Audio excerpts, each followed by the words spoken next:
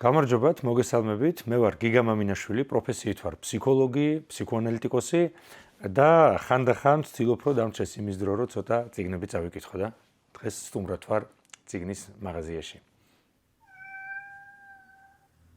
ესე იგი, მე პირველი არჩევანი გავაკეთე ჩემ პროფესიას უერთგულე და გავაკეთე ისეთი ნაწარმოების სასარგებლოდ, რომელსაც ქვია სიზმრების ინტერპრეტაცია. ეს არის 1900 წელს გამოცემული ზიგმუნდ ფროიდის ყველაზე მნიშვნელოვანი ნაშრომი. მაგრამ რატო ავარჩიე ეს ნაშრომი? იმიტომ რომ მე ვფიქრობ, რომ არა მხოლოდ ადამიანის სიზმრების, არამედ სიმპტომების, ფსიქიკური ტანჯვის, შემოქმედების, სუბლიმატორული პროდუქტების, ხელოვნების გაგება იქნებოდა შეუძლებელი და არასრულფასოვანი, რომ არ დაეწერა ფროიდს ეს წიგნი, ესე იგი რომ არ აღმოეჩინა მას სიზმრების ინტერპრეტაციაში აქ ეს ყველაფერი არის სტრუქტურირებულად მოცემული, რომ არ აღმოეჩინა მას ის თუ როგორ ფუნქციონირებს ადამიანის ფსიქიკა, ადამიანის ასე ვთქვათ, ფსიქიკური აპარატი და განსაკუთრებით რა კანონზომიერებები უდევს საფუძვლად ისეთი ინსტანციის ფუნქციონირებას, რომელსაც ჩვენ უწოდებთ არაცნობიერს და რომელიც მონაწილეობს ყველაფერში, ჩვენს ცხოვრებაში, ჩვენს ტანჯვაში, მწერლობაში, ლიტერატურაში, ხელოვნებაში, ყველგან. ამიტომ ამავე დროს მე ამ წიგნს ურჩევ ყველას, ვისაც აინტერესებს სიღრმის ფსიქოლოგია, ვისაც აინტერესებს ფსიქოანალიზი, ვისაც აინტერესებს ადამიანის ფსიქიკური ცხოვრება და ამავე დროს ყველა ფსიქოლოგს, იმიტომ რომ არა ეს წიგნი, ესე იგი სიზმრების ინტერპრეტაცია, არ იარსებებდა ფსიქოლოგია ისე როგორც დღეს არსებობს, არ იარსებებდა ფსიქოანალიზი და ფსიქოანალიტიკური პრაქტიკა და არ იარსებებდა ფსიქოთერაპია. ამიტომ შეიძლება ითქვას, რომ ყველა ადამიანი, რომელსაც ქვია ფსიქოლოგი, რომელსაც ქვია ფსიქოანალიტიკოსი, ფსიქიატრიც კი უნდა უმადლოდეს თავის პროფესიულ არსებობას ამ წიგნს. ესე იგი, ამ წიგნმა დაბადა თითოეული ჩვენთაგანი, როგორც ფსიქოლოგი, როგორც ფსიქოანალიტიკოსი და ასე შემდეგ. მეორე წიგნს შემოგთავაზებთ, ესე იგი, წიგნს, რომელმაც მე ბოლო 1 წლის განმავლობაში მომანიჭა განუზომელი სიამოვნება და სიხარული. იშვიათია, რომ მაგალითად ადამიანი ელოდებოდეს, თუ როდის დამთავრდება მისი სამუშაო დღე, როდის დაღამდება, რომ ღამე წაიკითხოს მინიმუმ 2 მოთხრობა მაინც. ეს არის წიგნი, რომელმაც მე მომანიჭა სიხარული. ესე იგი, ეს არის წიგნი, რომლის კითხვაც აღმაფრთოვანებს. არ ვიცი რა მიზეზებია, შეიძლება ძალიან სუბიექტური, შეიძლება არც და არ ვიცი დამეთანხმებიან თუ არა ისინი, ვისაც ეს ნაწარმოები აქვს საკითხული. საქმე ეხება იტალიური მწერლობის ფუძემდებელს, ადრეული პერიოდის, აღორძინების ადრეული პერიოდის მწერალს და პოეტს ჯოვანი ბოკაჩოს დეკამერონს. დეკამერონის მე ვნახე პირველად პაზონელის ფილმი, დეკამერონის ეკრანიზაცია, რაც მართლაც მომხიბვლელია და წარუშლის შთაბეჭდილებას ახდენს მნახველზე, მაგრამ წიგნი წარმოუდგენლად აღემატება მოლოდინს.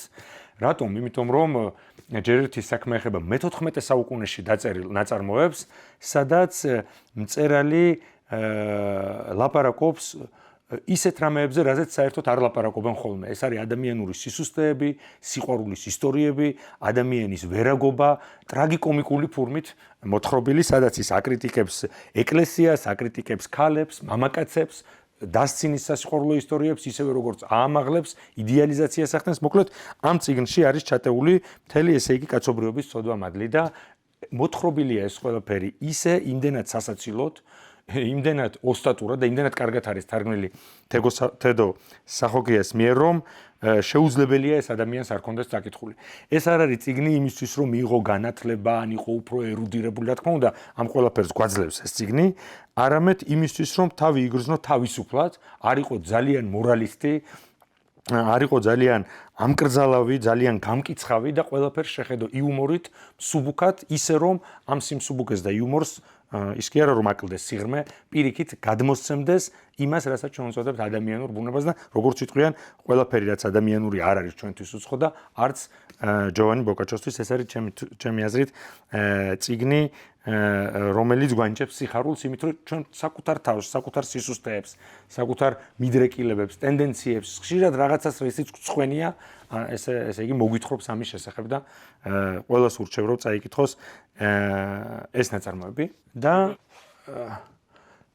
მესამე წიგნი, რომელიც მე ბოლო დროს წავიკითხე, ეს არის ძალიან ცნობილი ამერიკელი მწერლის ნაწარმოები და მე ურჩევ განსაკუთრებით ახალგაზრდებს, განსაკუთრებით მოზარდებს, რომ წაიკითხონ ეს წიგნი. ეს არის მისი ძალიან ცნობილი ნაწარმოები მოხუცი და ზღვა, სადაც მოთხრობილია ისტორია უბრალო მეთევზის და როგორც ჰემინგუეის ახასიათებს ეს სულ რამოდენიმე სიტყვით, რამოდენიმე ფრაზით არის აღწერილი მისი პიროვნება და ჩვენ უკვე ხვდებით რომ უბრალო ადამიანთან არ გვაქვს საქმე, უბრალო მეთევზესთან არ გვაქვს საქმე და ესე იგი მოთხრობილია ისტორია იმის თუ როგორ შეიძლება ადამიანმა ბოლომდე უერთგულოს თავის სურვილს, არ დაკარგოს ბოლო წუთამდე იმედი და ხშირად იმისთვის რომ მიიღოს ის რაც უნდა, იმისთვის რომ მიუახლოვდეს რაღაცას, რაც ყველაზე საკრალურია, რაც ყველაზე საოცნებოა მისთვის და რაც ყველაზე სასურველია, შეუძლია გასციროს თავი და ესე იგი